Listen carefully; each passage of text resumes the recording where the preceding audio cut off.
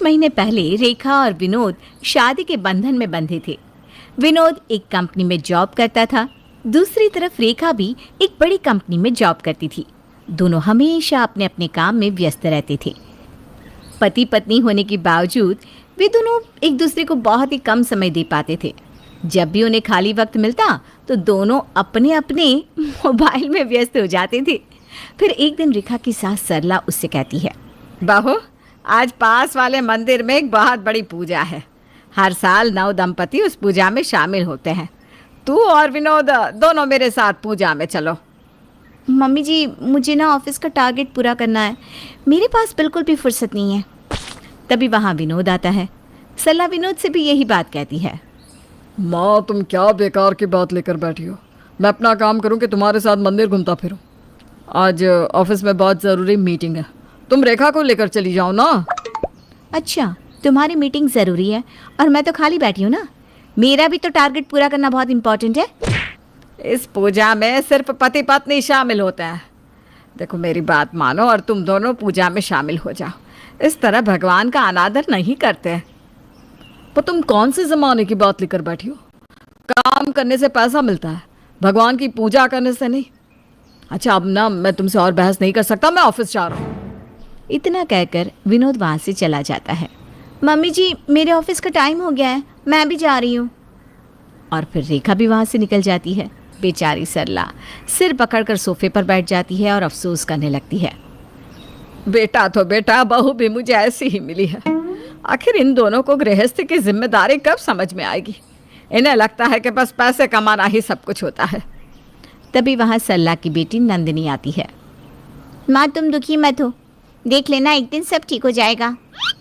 कुछ दिनों बाद विनोद की बुआ जानकी अपनी बहू के साथ वहाँ आती है। विनोद बेटा, देख तेरी बुआ आई है। आज तू ना ऑफिस की छुट्टी ले ले, बुआ जी को थोड़ा घुमा फिरा कर लाना। रेखा, तुम भी ऑफिस की छुट्टी ले लो। तुम्हारा दिमाग खराब हो गया है क्या माँ? अगर मैंने छुट्टी ले ली तो मेरा बॉस बहुत नाराज़ हो जाएगा और मुझे नौकरी से निकाल देगा।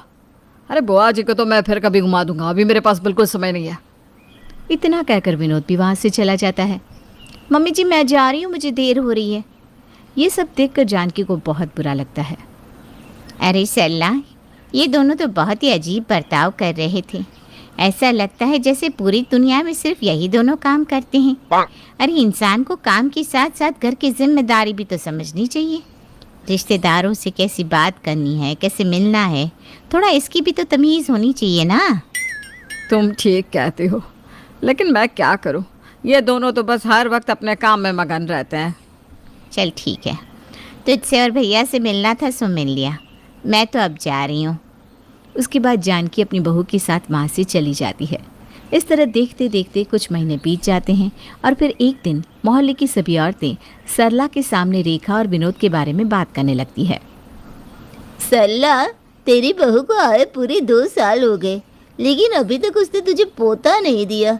अब तक तो कम से कम उनका एक बच्चा हो जाना चाहिए था ना।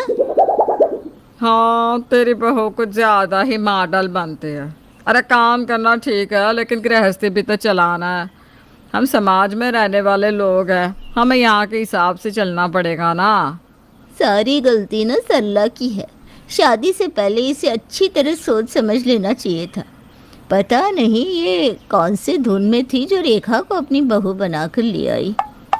उन सभी औरतों की बातें सुनकर सरला को बहुत दुख होता है। फिर घर जाने के बाद वो रेखा और विनोद से इस बारे में बात करने लगती है। मैं जानना चाहती हूँ, तुम दोनों मुझे दादी कब बनाओगे? तुम दोनों की शादी को काफ़ी टाइम हो गया है, इसलिए अब तो मोहल्ले की औरतों ने भी मुझे ताना देना शुरू कर दिया है। माँ, लोगों का क्या है, उनका तो काम ही है दूसरों को ताना मारना। उनकी सुनकर मैं बच्चे के बारे में नहीं सोच सकता। वैसे भी मुझे अपना करियर बनाना है। हाँ मम्मी जी, अगर मैंने अभी बच्चा कर लिया तो फिर मेरा सारा समय बच्चे की देखभाल में बीत जाएगा। उसके बाद तो मैं कुछ भी नहीं कर पाऊँगी। नहीं, बच्चे के बारे में सोच कर ही मुझे डर लगता है। मैं बच्चे का ख्याल अभी कई सालों तक अपने दिमाग में नहीं लाने वाली। भाभी, अगर आपको इन सब बातों का इतना ही ख्याल था तो फिर आपको शादी ही नहीं करनी चाहिए थी, सिर्फ अपने करियर पर फोकस करती। लेकिन जब आपने शादी की है तो आपको बाकी की जिम्मेदारी भी तो पूरी करनी पड़ेगी ना। वही तो, तुम दोनों मेरी बात समझते क्यों नहीं? एक तो तुम दोनों एक दूसरे को बिल्कुल समय नहीं देते, ऊपर से हम लोगों के साथ भी 2 मिनट बैठकर प्यार से बात भी नहीं करते। आखिर ऐसी जिंदगी भी कोई जिंदगी है? तुम चाहे कुछ भी कहो माँ, मुझे इन सब बातों से कोई फ़र्क नहीं पड़ता। मुझे ज़िंदगी में बहुत कामयाब होना है। हाँ, मेरे भी सपने बहुत बड़े बड़े हैं। मैं भी अपने ऑफिस में सबसे आगे जाना चाहती हूँ। इसी के लिए तो मैं दिन रात मेहनत करती हूँ। देखिए मम्मी जी, अब आप मेरी बात ध्यान से सुनिए। दोबारा बच्चे के बारे में मुझसे तो मत कहिएगा। और रही बात समय देने की, तो बेकार में आप लोगों के साथ बैठकर गप्पे लड़ाने का मुझे कोई शौक नहीं है, ठीक है? इस तरह दोनों पति पत्नी सरला और नंदिनी को खरी खोटी सुनाकर वहाँ से चले जाते हैं। दूसरी तरफ रेखा के ससुर भंवरलाल को भी ये सारी बातें बुरी लगती थी। फिर एक दिन अचानक रेखा रोते हुए घर आती है। क्या हुआ बहू, तू रो क्यों रही है? मेरा टारगेट पूरा नहीं हुआ, इसलिए बॉस ने मुझे काम से निकाल दिया है। मैं इतने सालों से मेहनत कर रही थी, लेकिन उसने मेरी मेहनत की जरा भी कदर नहीं की। ये कंपनी वाले किसी के सगे नहीं होते, ये सिर्फ अपना फ़ायदा देखते हैं। अब मैंने फैसला किया है कि मैं बेंगलुरु की एक बड़ी कंपनी में जाकर इंटरव्यू दूंगी और मुझे पूरा यकीन है कि मुझे वहाँ जॉब मिल ही जाएगी। तभी वहाँ भंवरलाल आ जाते हैं। कोई ज़रूरत नहीं है बेंगलुरु जाने की। अरे बहू, वहाँ जाने के बाद भी तेरे सिर पर टारगेट का बोझ लाद दिया जाएगा। फिर अगर तुझसे कोई गड़बड़ हुई तो तुझे फिर से काम से निकाल दिया जाएगा। इस तरह की ज़िंदगी जीना कोई जीना है? इसलिए बेहतर होगा कि तुम मेरा जनरल स्टोर संभालो। जितनी तनख्वाह तुम्हें नौकरी में मिलती थी, उससे कहीं ज़्यादा पैसे तो वहाँ कमा लोगी। रेखा के सामने भी कोई रास्ता नहीं था, इसलिए वो अपने ससुर की बात मानकर उनका जनरल स्टोर संभालने लगती है। कुछ दिनों में ढेर सारी आमदनी देखकर रेखा खुश हो जाती है और पूरा मन लगाकर जनरल स्टोर आगे बढ़ाने के बारे में सोचने लगती है।